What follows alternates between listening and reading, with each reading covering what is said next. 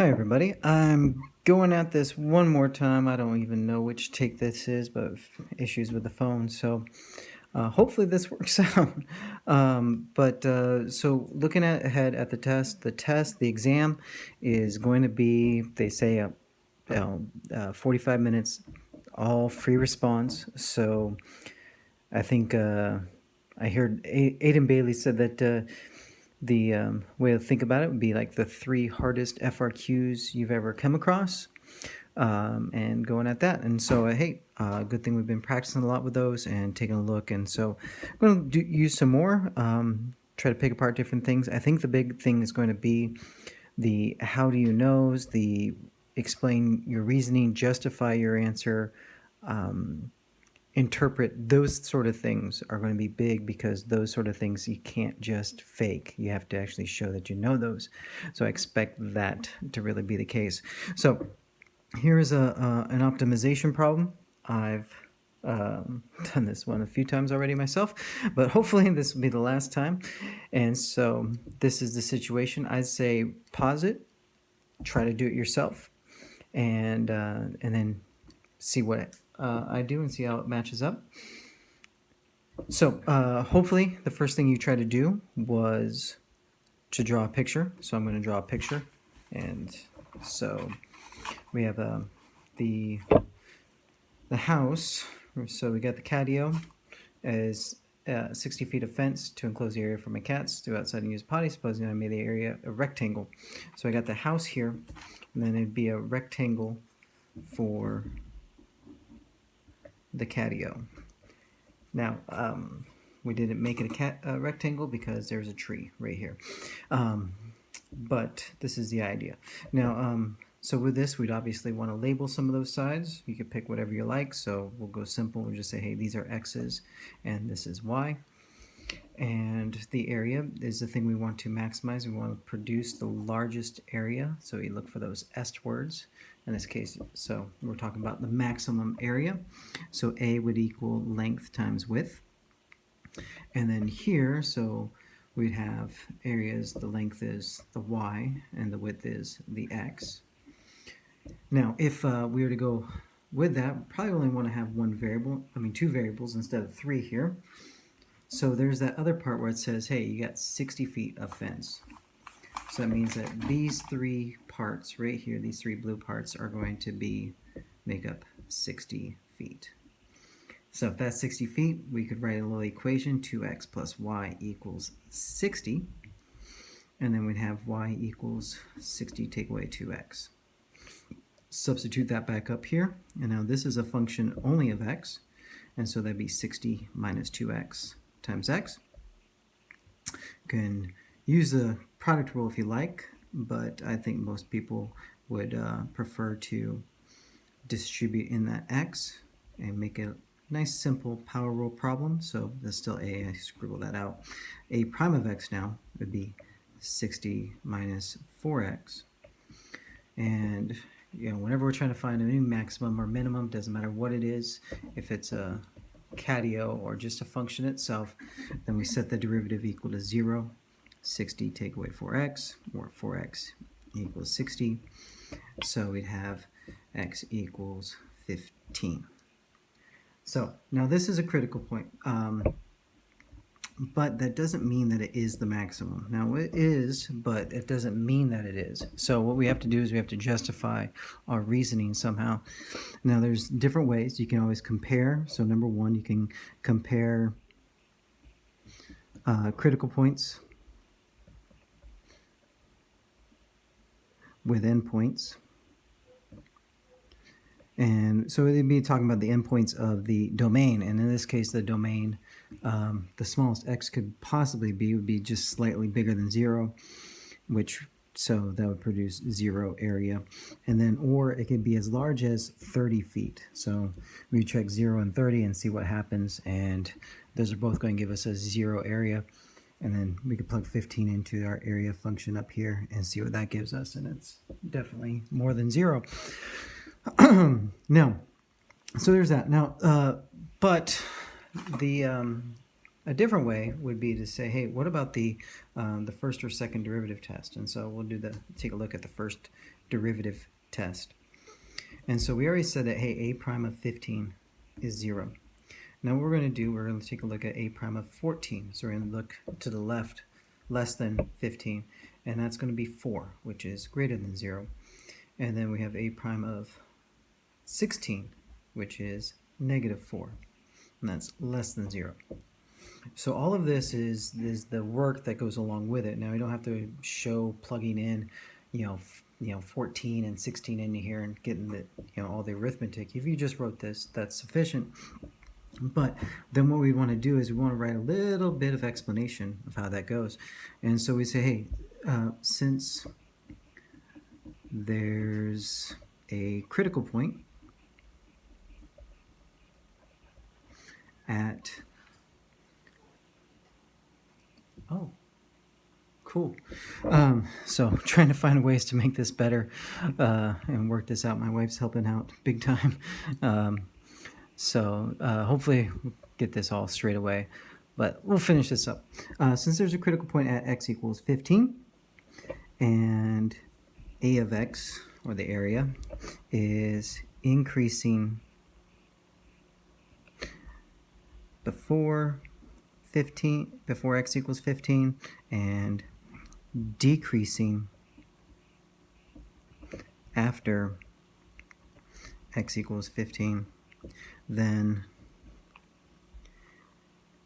there is a maximum at x equals 15. And so that'd be the first derivative test. And so all those different things, I know when I talk I put lots of extra words that don't need to be there, but when I write, I try to keep it straightforward, but this is what we would need. Now, that's the first derivative test. The second derivative test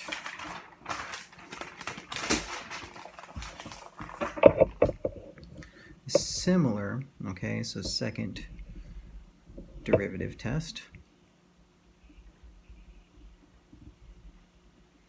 We say, hey, a prime of 15 is 0. We got that. That's important. We always need to have that. But then we'd also want to know what a double prime of is, and a double prime, since a prime, if you remember, look back, but that was 60 minus 4x, so a double prime is just going to be negative 4. And so a double prime of 15 then obviously must be not negative 5, but negative 4, always. So, since, which is less than 0, since x equals 15 is a critical point, you'd have to start off with that with any one of those problems. X equals 15 is a critical point, and a double prime of 15 is less than 0, then the function is concave down and produces a maximum at x equals 15. So there we go. Now that would be that we get that, and we have that one value right there for x. We also need to know what y is, and you just go back. Remember, we had 60 minus 2x equals y, and so then we could just plug that in. 60 minus 2 times 15 gives us 30 for y. And if we, so we want the dimensions, was what the problem was asking, dimensions, length and width. So we'd have 30 feet by 15 feet, like so. All right, so that's one a little bit more straightforward. And so I want to take a look, something a little bit different. And, so that ladder situation again. And so we got that 16-foot ladder leaning against the building. Try this one out. And so this one's a little bit different because we're talking about the angles now. We still want to produce the greatest area. So we're still talking about maximum for the area, but now we're talking about using our angle. And so we have to, think about that. So draw a picture, see what you can come up with. All right. So hopefully you gave that a shot. It's a great thing you can pause this. I don't think I can. So we got 16 there. Call this y, call this x. And since we're talking about the angle between the ground and the ladder, that's right there, angle theta. So just to keep it simple. Now, so we'd have area equals 1/2 base times height. Now you can do all this in terms of x and y and then work back to figure out what theta is, but that's not really what the point of me doing this one is I wanted to show you a different way of looking at this in terms of theta. So yeah, the base is x and the height is y, but we can write those in terms of theta. So hopefully you remember your old trig rules and just practice like it's 9th grade and say, hey, cosine of theta is x over 16, or 16 cosine of theta is x. So a is 1/2 16 cosine theta. And then you could do the same thing for y. Hopefully you figure that one out. Press the pause button, it's a good idea. K, if you got the keyboard out, that's going to be 16 sine of theta for the y. All right, now 16 times 16 is 256. Cut that in half, makes 128. And then I'm just going to switch these things around so that way we get this sine theta, cosine theta. Now you could go through and you could use the product rule again, but I want to show you something else.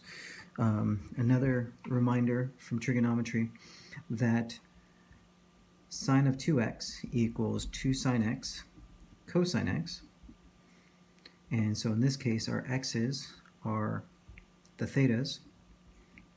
We might as well call this a of theta then. So then this is sine of, so if we go backwards now instead of forwards, so we're going backwards, it's going to be sine of 2 theta. And then this 2 turns into a 1. It gets cut in half. So half of 128 is 64. Then with that, we can go and find the derivative. 64 cosine 2 theta. Chain rule, don't forget that. Set that equal to 0. Hopefully you hear my dog barking. She's loud and annoying. All right, when we solve this problem, now they say that you're going to be able to use the notes and open book during the test, but they don't expect that to help you much. So again, interpretation, reasoning, explanation, all that stuff is going to be super duper important. But you could have the unit circle out while you can, but if you're going to waste your time looking at that, then that was probably not well spent. So, but cosine is going to be 0 at all these odd number pi's over 2. And we got, so, and then we can multiply by 1/2 to everything. So we get pi over 4, 3 pi over 4, 5 pi over 4. And hopefully you're saying, but Mr. Brandt, we don't need to worry about most of those because theta has to be acute. So get rid of those things, which means we only have pi over 4. And so now we can go through, and pi over 4 then, which if you think about it, should make complete sense to you, and everything should be totally fine. So hopefully that works. Then go through, do the, make sure you can do it with the comparing the endpoints to the critical points, comparing the first derivative test, second derivative test, and give that a shot. And I hope that you are doing well. And I'll try to keep this up and give you things to kind of get you in the right mindset. Still haven't seen any word about what days those tests are going to be. So thank you, and hopefully we'll see you on May 1st.